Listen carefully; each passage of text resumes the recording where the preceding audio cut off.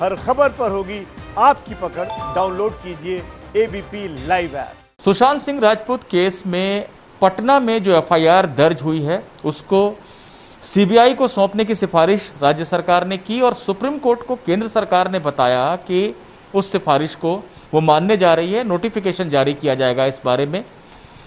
ये पूरी प्रक्रिया क्या कानूनी तरीके से सही है, इस बारे में हम बात करते हैं पटना हाई कोर्ट के रिटायर्ड जस्टिस वीएन सिन्हा साहब से। सिन्हा साहब, बहुत लंबा आपका अनुभव है, बहुत सारे मामले आपने देखे हैं।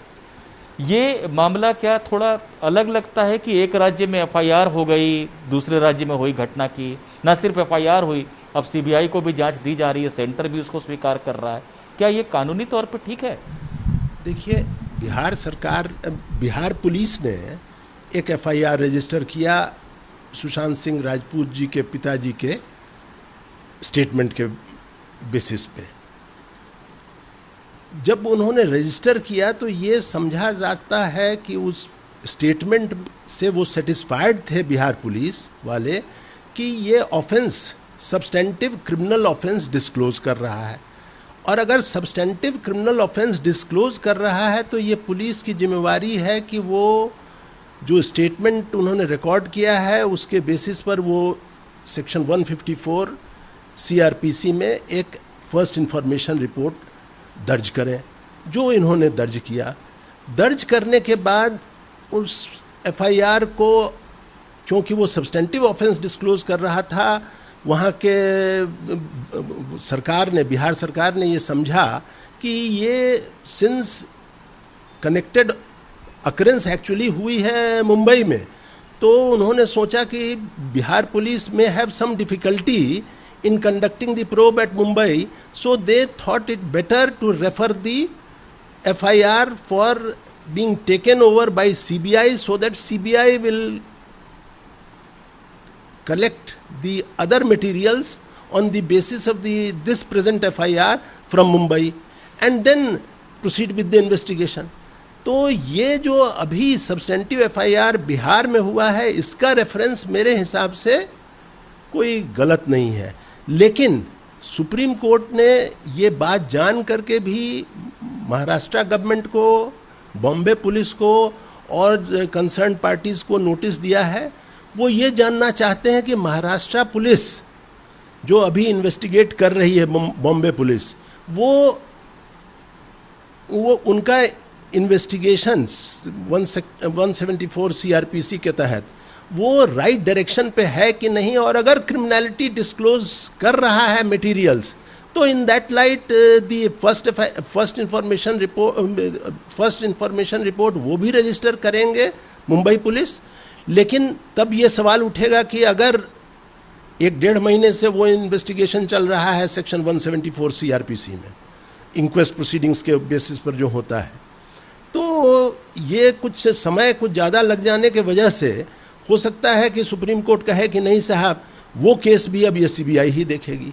लेकिन ये सब कुछ डिपेंड करेगा कि इस बीच में ये जो 1-1.5 महीने का समय निकला है राजपूत जी के सुसाइड कमिट करने के बाद और आज तक, उस बीच में मुंबई पुलिस ने क्या किया।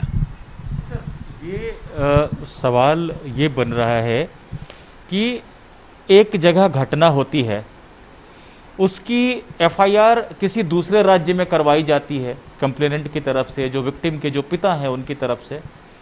वहाँ की पुलिस एफआईआर भी दर्ज करती है, जांच भी जाकर शुरू कर देती है मुंबई में, और अब वहाँ की सरकार केंद्र को कह रही है कि सीबीआई को जांच दे दीजिए, और केंद्र भी तैयार है। ये ऐसा कर सकते हैं क्या? मतलब बिहार सरकार ऐसा कर सकती थी, और केंद्र अगर नोटिफिकेशन जारी करता है तो वो कानूनी रूप से सही होगा? ये नोटिफिकेशन एकदम सही है, बिकॉज अभी बॉम्बे में तो कोई एफआईआर रजिस्टर्ड है नहीं, वहाँ तो 174 सीआरपीसी की प्रोसीडिंग्स के तहत ही इंक्वायरी चल रही है।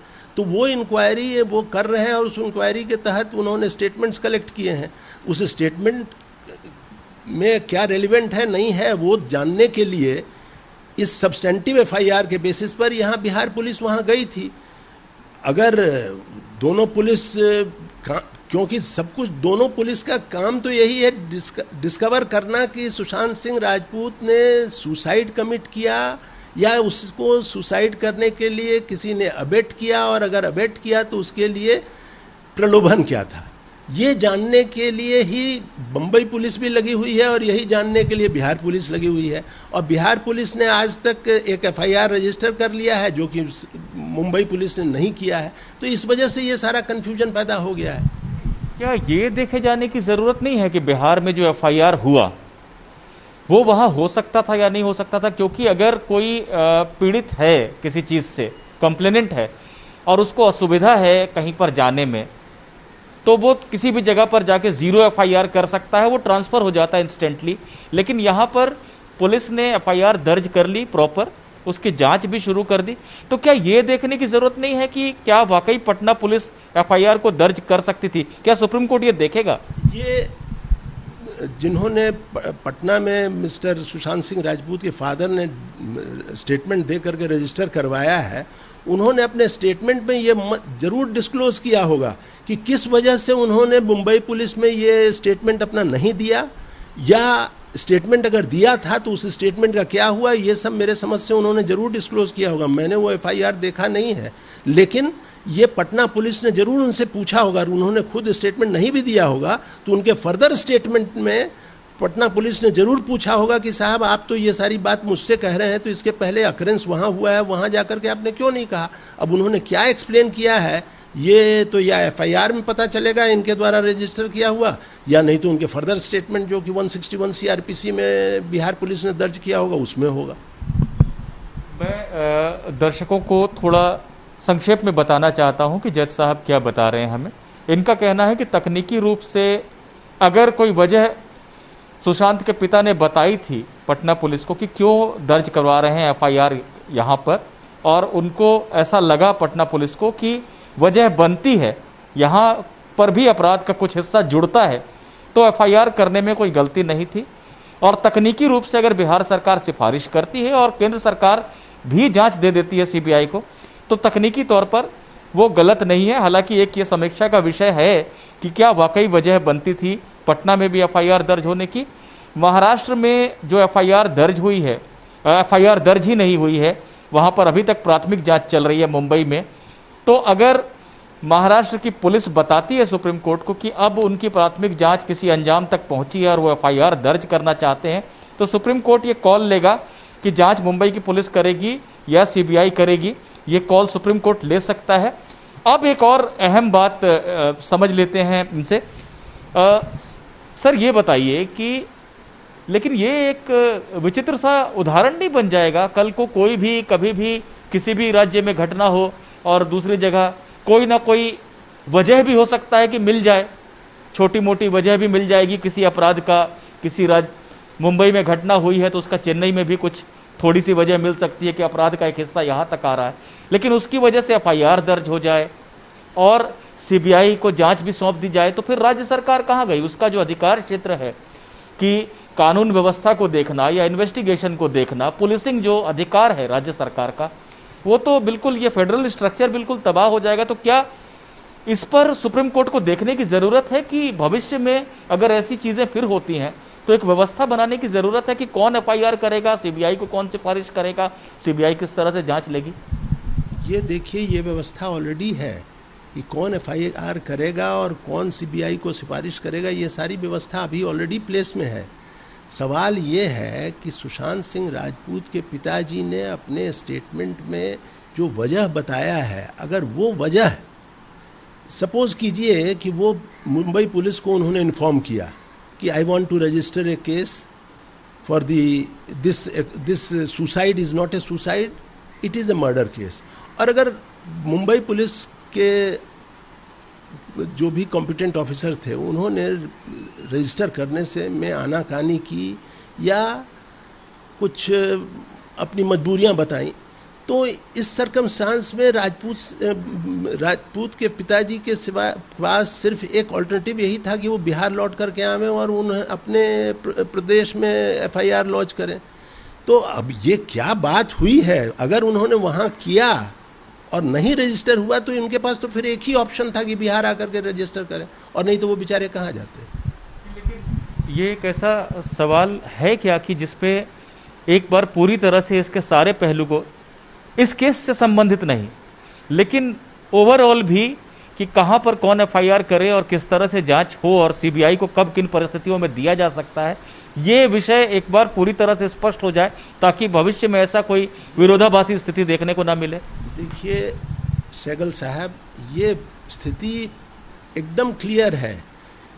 जब कोई स्टेटमेंट जो किसी पुलिस ऑफिसर के सामने दिया जा रहा है वो क्रिमिनल ऑफेंस डिस्क्लोज करता है, तो ये पुलिस ऑफिसर की ड्यूटी है कि उसको उस स्टेटमेंट को एफआईआर में रिकॉर्ड करना है, फर्स्ट इंफॉर्मेशन उसके बेसिस पर ड्रॉ कर लेना है। अगर ऑफेंस डिस्क्लोज करता है, ऑफेंस डिस्क्लोज नहीं करता है तो आप उसको रिफ्यूज कर सकते हैं, लेकिन अगर ऑफेंस डिस्क्लोज करता है तो आपको रजिस्टर करना है, रजिस्टर करके उसको इन्वेस्टिगेट करना है, ये आपकी ड्यूटी है। तो अब ये अगर सुशांत सिंह राजपूत के पिताजी मुंबई में जब उनको ये सब पता चला, वहाँ पहुँचे वो और उन्होंने एक एफआईआर रजिस्टर करने की मान लिया जाए कोशिश की और लोगों ने रजिस्टर नहीं किया या किसी ने रिफ्यूज किया, तो उनके पास कोई ऑप्शन नहीं था बट टू रिटर्न। लेकिन सर ये तो फिर वही बात हुई ना कि अगर उन्होंने कोशिश की, अगर उन्होंने कोशिश ही नहीं की और सीधे पटना में जाके एफआईआर कराई, तब भी क्या ये लीगली ये उचित होगा? हाँ, ये जब पटना पुलिस उनके इस स्टेटमेंट को देखेगी और उस स्टेटमेंट के बेसिस पर कनेक्टेड रिकॉर्ड मुंबई से मांगेगी, मुंबई पुलिस को, कि आपके यहाँ ऐसे ऐसे फलाने दिन गए थे, उन्होंने ऐसे किया वैसे किया, लिख के दिया, और तब उसके बेसिस पर उसका जो रिप्लाई आएगा उसके बेसिस पर यह तय होगा कि साहब ये सुशांत सिंह राजपूत के पिताजी यहाँ गलत बात बोल रहे हैं या वो सही बात बोल रहे हैं, क्योंकि हम लोग तो जानते नहीं ना हैं।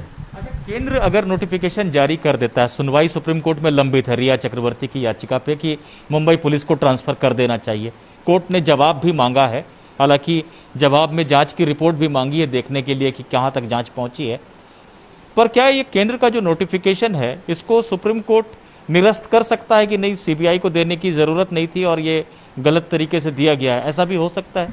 इसका मेरिट उस नोटिफिकेशन को अगर कोई चैलेंज करेगा तो उसके मेरिट को देखा ही जा सकता है। अब सुप्रीम कोर्ट इस स्टेज में अपने स्तर पर देखेगी या वो कह देगी कि हाई कोर्ट में जाकर के आप उस नोटिफिकेशन को चैलेंज कीजिए, ये सुप्रीम कोर्ट पर डिपेंड करेगा।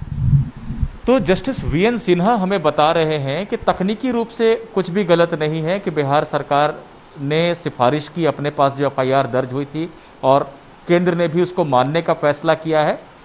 सुप्रीम कोर्ट आगे तय करेगा, एक तो महाराष्ट्र में जो जांच चल रही है उसकी रिपोर्ट को भी देखेगा सुप्रीम कोर्ट, और अगर चाहे तो इसकी वैधता पर भी सुप्रीम कोर्ट देख सकता है कि क्या बिहार में एफआईआर होनी चाहिए थी और उसको सीबीआई में ट्रांसफर किया जा सकता है। ये सारी बातें सुप्रीम कोर्ट देख सकता है, लेकिन फिलहाल हमें ये यही बता रहे हैं कि तकनीकी रूप से अगर ये नोटिफिकेशन केंद्र सरकार जारी करती है तो वो अपने आप में गलत नहीं होगा। Nipun Sehgal, ABP news, Delhi. ABP news आपको रखे आगे।